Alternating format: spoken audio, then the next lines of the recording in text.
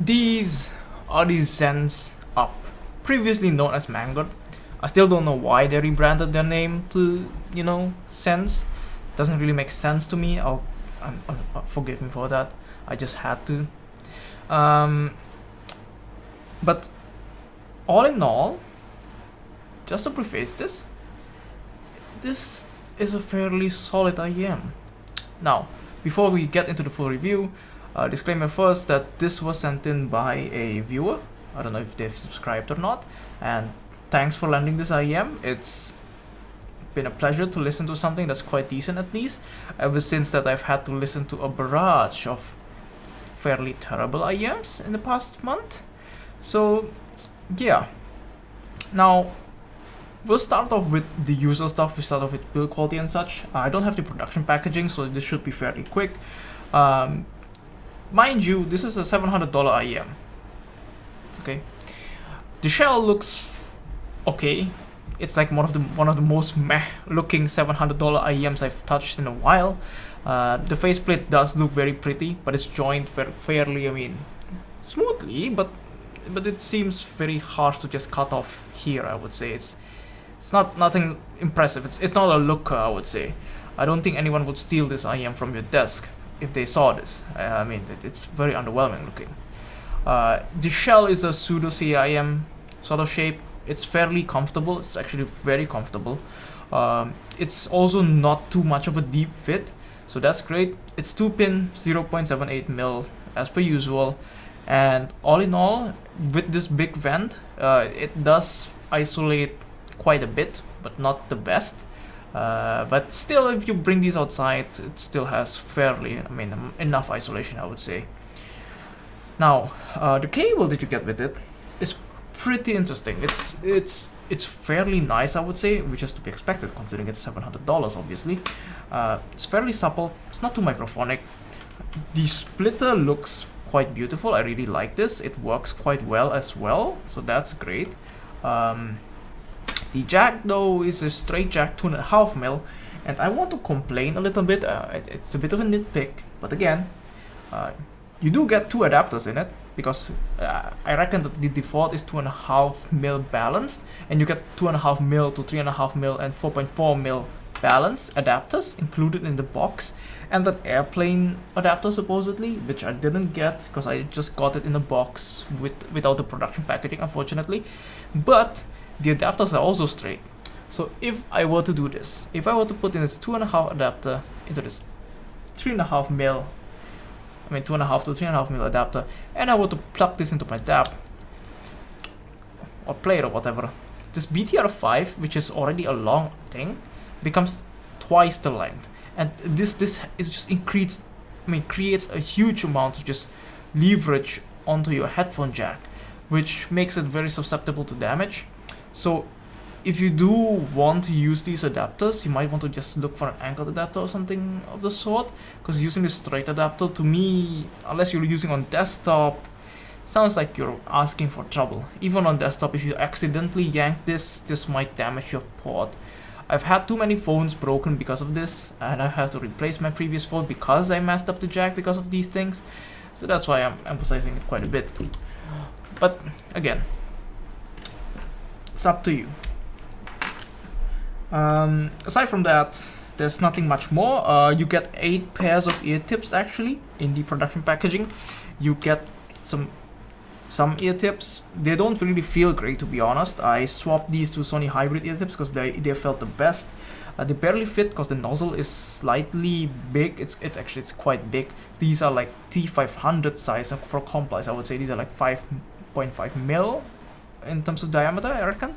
I don't have my calipers with me to verify that, unfortunately, but they fit right about the same as like what 5.5 mil diameter nozzles would.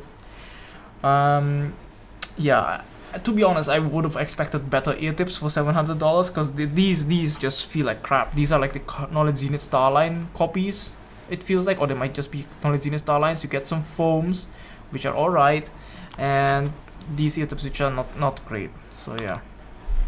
Anyway, to the main topic, to the sound. Okay. First of all, these sound great, very great. In a nutshell, they're following kind of the Harman target and just adjusting slightly here and there.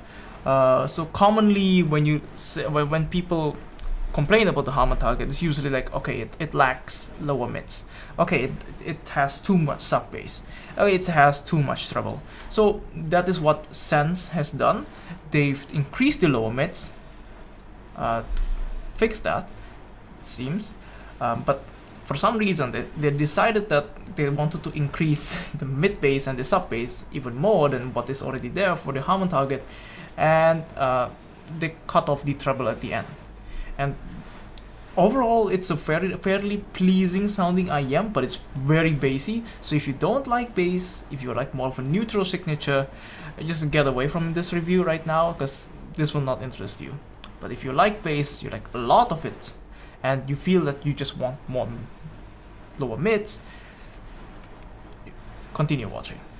Okay, so the bass of the Xenns up are fairly emphasized, so a lot of sub bass on these, quite a lot. Just like a couple more dBs in the sub bass compared to the IEF 2019 standard, from what I'm able to perceive with my ears, like 1 or 2 dBs. Okay, all the way down, all through the mid bass. There's just more bass on these than what the Harman target already gives out, and it's a dynamic driver bass, and it's very nice bass. It's very nicely well textured. It has very nice rumble in the sub bass.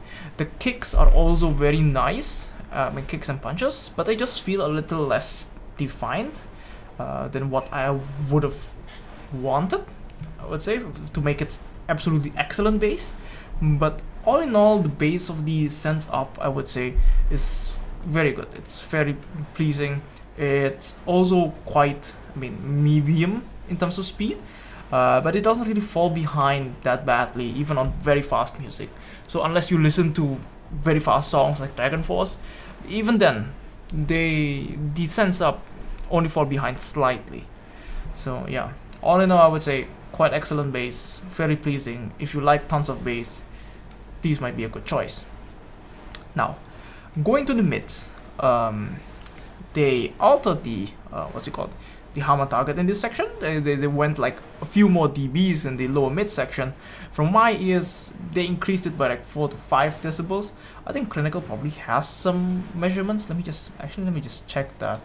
Just compare that.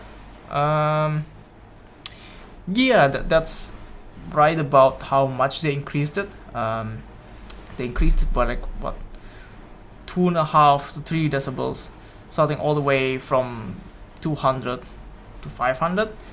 Where 500 it's pretty much matches the IEF 2019 target, and you can definitely hear that there's a lot of the low mids are quite thick on these, and actually for me it's a bit too thick.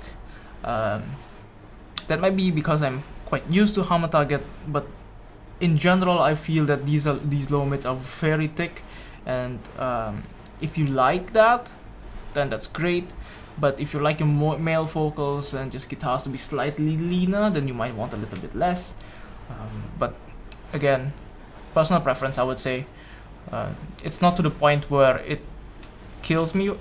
Kills it for me. I think I can still listen to these all day and not really complain much at all. It's just because I review these that I nitpick. I just feel that it's a bit too much.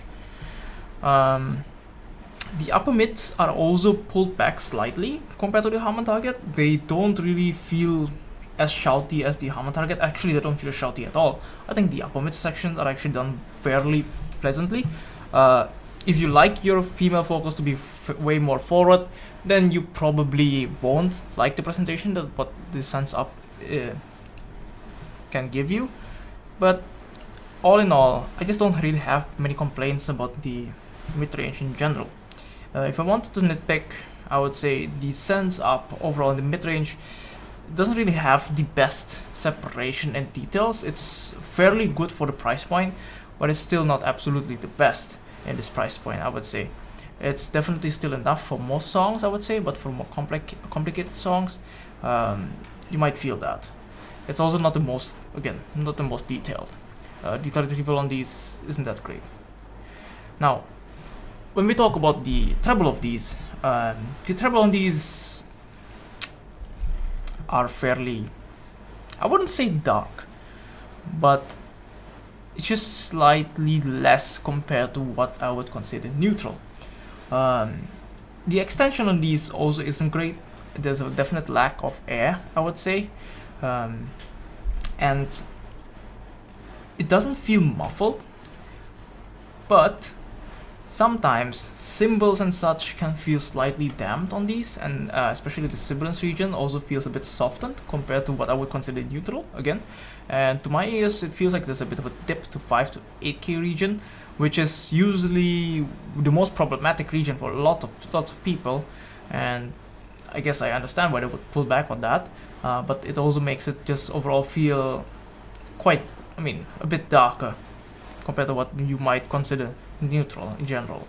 So again, I would say this is, I would say that the end result of this all is that the synths up are just fairly, how to say, a fairly laid back, very bassy IEM, with like medium to good, actually good technicalities, I would say. Yeah, this is not much to complain about the treble. It's the same compliment, I mean the same complaint I have with the mids. It's not the most detailed in this price range. It's fairly good. Separation also isn't the best, but again, fairly good treble. Not much to complain about here. Now, once we go to the soundstage section, which again, take it with a huge grain of salt, as we usually should do when we take this from reviewers, because everyone's ears are quite different, and my perception especially seems to be quite different compared to reviewers that I usually compare my reviews to.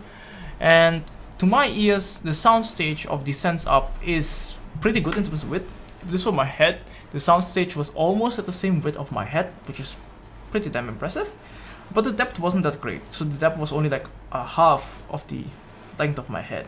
So not the best in terms of soundstage depth, but the imaging I think was pretty accurate. I was able to get an accuracy of like 45-ish degrees, so I would say that's fairly great. Now, quick comparison, I would say, I think the only thing that really comes to mind in this price range is something like the Moondrop S8s. So that's what I'm going to be comparing these two. And against the Moondrop S8s, the Xenns Up, okay, these have slightly less control in the bass compared to the S8s. The S8s has snappier bass. The S8s though have slightly less texture to my ears compared to the Xenns Up. The Xenns Up has quite a bit more quantity in terms of bass, and the lower mids are quite thicker in the Up. So if you feel that the Up are too thick in the lower mid section, you might want to consider the S8s, especially if you consider Harman to be too lean in the lower mids. The Moondrop S8s are actually like just in the middle ground between the Xenns Up and the Harman target. So yeah, the upper mids as well on the Xenns Up are a bit, quite a bit less compared to what is there on the Moondrop S8s, so that's great. And overall, the ups are just way more relaxed in the treble and has less extension compared to the Moondrop S8s. Technical performance wise, I would say the Moondrop S8s also pull quite a bit more detail compared to what the Xenns Up is able to, and I would say the S8s just have way better separation compared to the Xenns Up in general. So yeah. Conclusion wise, I would say that if you're not looking for the most technical IEM, but you want something that's fairly relaxing to listen to, and you like bass, and you just want something that's not too bad in terms of technical performance, the Xenns Up, I would say, is a very decent choice. Like, given the choice, if the S8s didn't exist, I would take the Xenns Up any day of the week, and for this price point. And yeah, even above, like, these are just very relaxing to listen to, and I quite like them for that. And again, if you don't like bass, don't even consider these, I would say, because they have lots of it, and sometimes it can get overwhelming. So yeah, just keep that in mind. And all in all, I would say I'm pretty impressed with what Mangot has been able to do with these, and I just hope to see what they can bring for us in the future. And I think that's it for this review, and I'll see you guys next time. Bye bye.